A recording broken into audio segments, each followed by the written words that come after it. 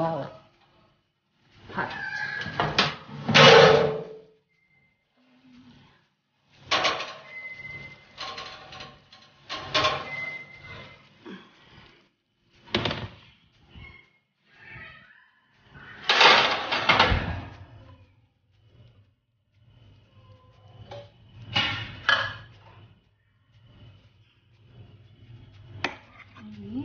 Grilled meat.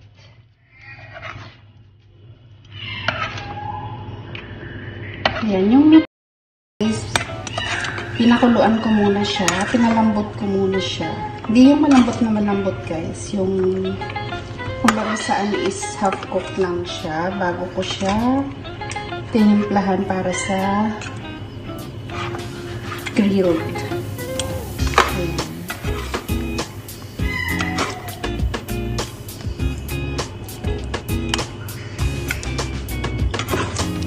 Ito-dry ko lang siya guys hanggang sa matuloy yung pinaka-sauce niya. Then, pag malapit na siyang matuyo, lalagyan ko siya ng pomegranate syrup. Ayun, pomegranate molasses. Kasi nagda-diet sila, so gusto nila grilled na.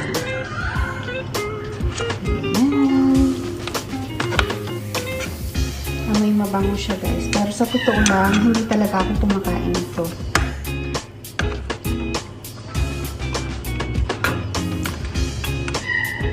Ayan. Then, ibalik muna ulit natin siya sa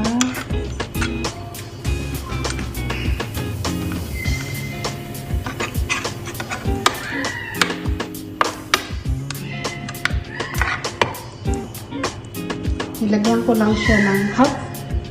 Hinati ko lang yung tomato at saka yung onion. Kasi ang bango niya guys, pagka, ganyan siya.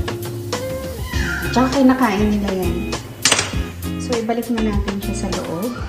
Actually, luto na siya guys. Patutuyuin ko lang siya.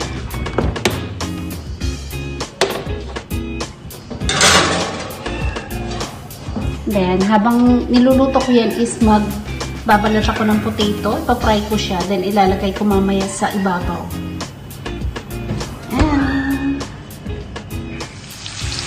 Guys, ito naman yung aking potato. Ang lalagay ko mamaya din sa toppings ng inihaw kong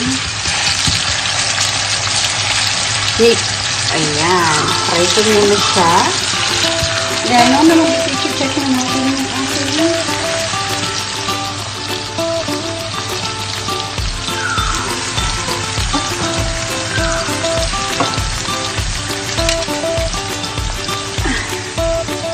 check na natin yung ating wow. Eat.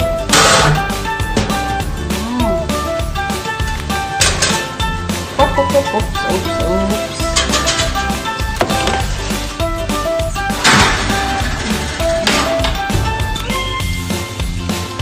Wow. Ang bango niya guys. Parang ang sarap. Lagyan natin sa ibabaw niya. Itong part na ito guys, ito yung gusto ko sa mga amo lalaki. Yan, tsaka para sa kanila lang yan guys, kasi hindi ako kumakain ito. So now naman is lagyan natin siya ng kunti lang.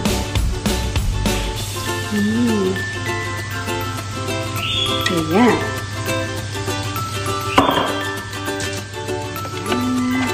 Lagyan lang natin ng konting sauce niya sa taas. So, para magandang lasa.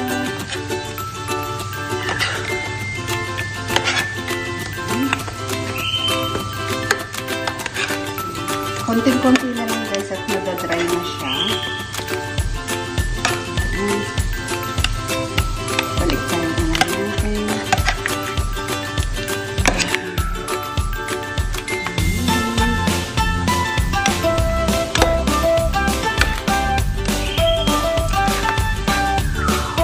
Ano lang naman siya guys, yung pinaka-sauce niya kanina is isang buong garlic, shredded garlic.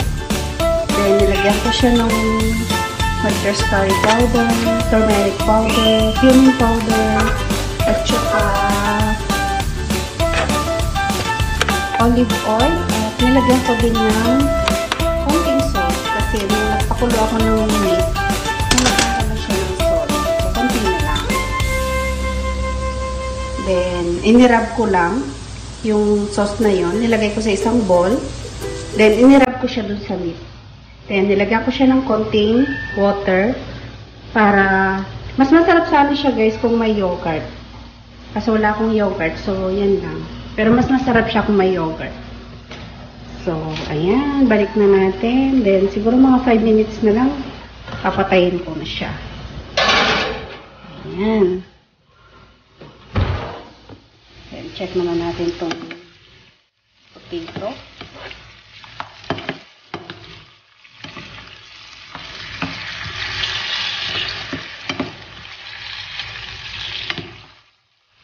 Limit lang natin para hindi siya maduro.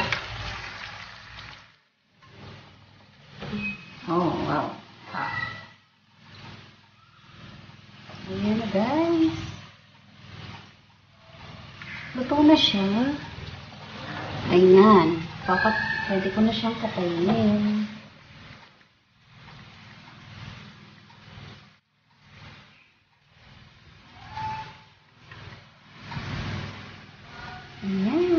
My grilled meat is done.